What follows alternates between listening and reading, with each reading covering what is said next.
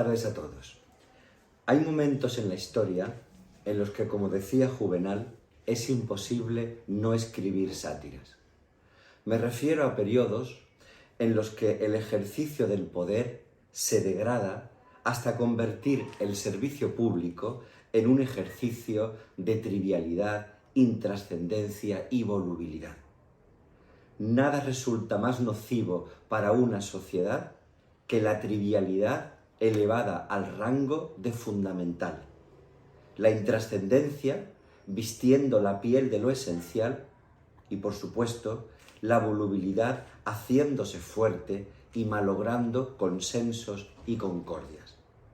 Cuando esto acontece, el ejercicio del poder se transforma en una excusa para acallar los matices, para emborronar conceptos, para que el bien común se transfigure en un lema vacío y cortante como la hoja afilada de un hacha. Me refiero al bien común convertido en palabrería ideológica y en disolvente de la sociedad.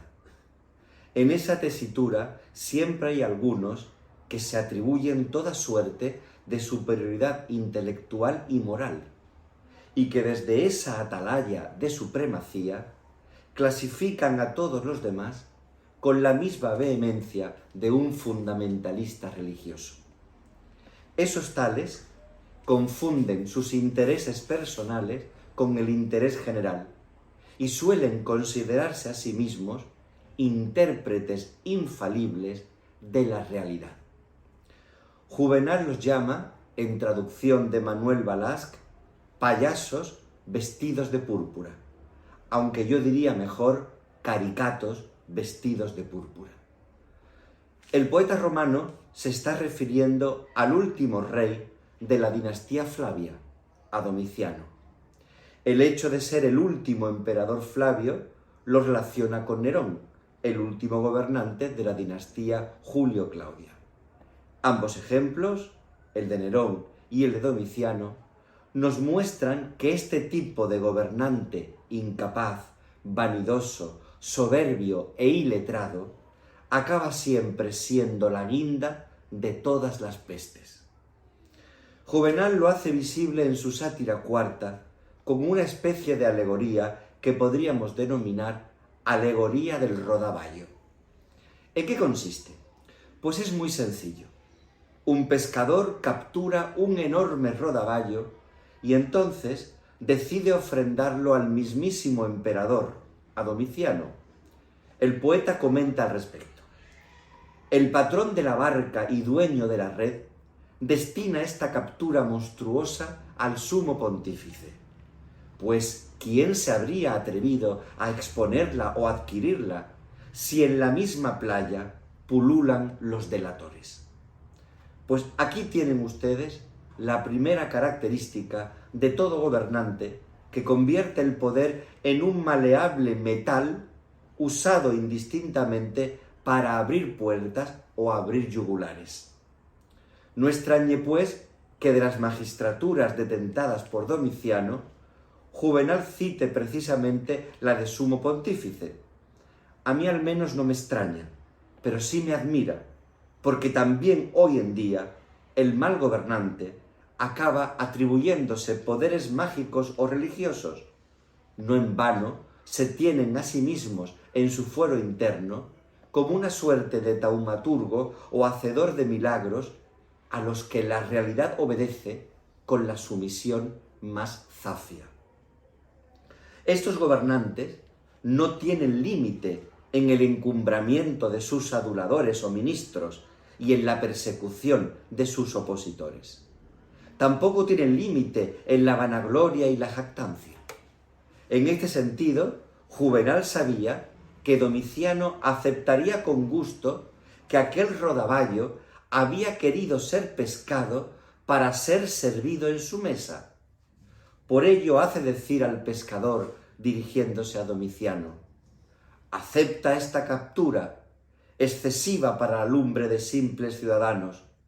Emplea este día según su genio. Apresúrate a dilatar tu estómago y cómete este rodaballo reservado para tu era.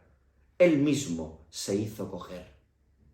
El satirógrafo optó entonces por no dejar duda alguna sobre el sentido de su alegoría del rodaballo, y por esta razón añade: ¿habrá adulación más burda?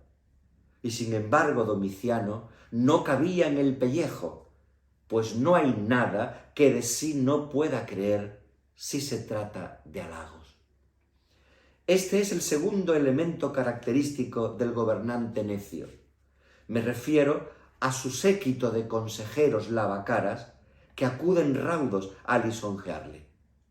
El poeta romano presenta esta realidad incidiendo en la velocidad con la que los grandes consejeros de Domiciano acudieron a palacio para ponderar el rodaballo. La sátira concluye de una manera incisiva y categórica. Ojalá hubiera declinado a memeces como esta toda aquella época de crueldad, en la que se privó a Roma, impunemente y sin venganza, de espíritus preclaros. Confieso que no conozco un texto literario más nítido y recto para describir la manera en que los mentecatos vanidosos ejercen el poder. Resumiendo la sátira de Juvenal, podemos decir que se caracterizan por dos hechos: su absoluta alienación de la realidad y su gusto por rodearse de una caterva de consejeros o ministros aduladores. Lo primero, la alienación de la realidad, los aboca a convertirse en gerentes de lo banal, insignificante en gerente de lo superfluo.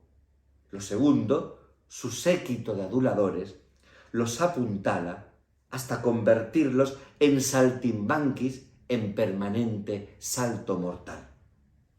Un coetáneo de Juvenal, el historiador Tácito, insiste en que los que ejercen así la responsabilidad pública, dice, ignoran las leyes, no recuerdan los senadoconsultos y hasta se burlan del derecho civil, además de sentir terror ante el estudio de la filosofía y de los preceptos de los sabios.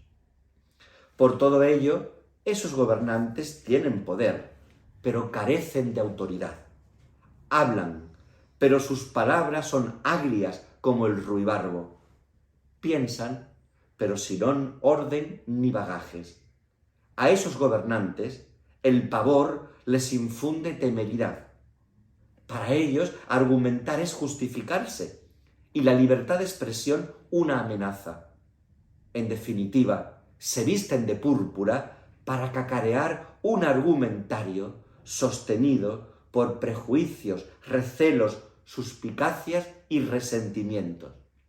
Ojalá, como dijo Juvenal, dedicaran su tiempo a sus potingues dialécticos y a embadurnar con tinte sus propósitos falsamente filantrópicos, porque no los mueve el anhelo de mejorar las condiciones de vida, sino la ambición de petrificarse sobre su poltrona dorada, repartiendo pan y circo.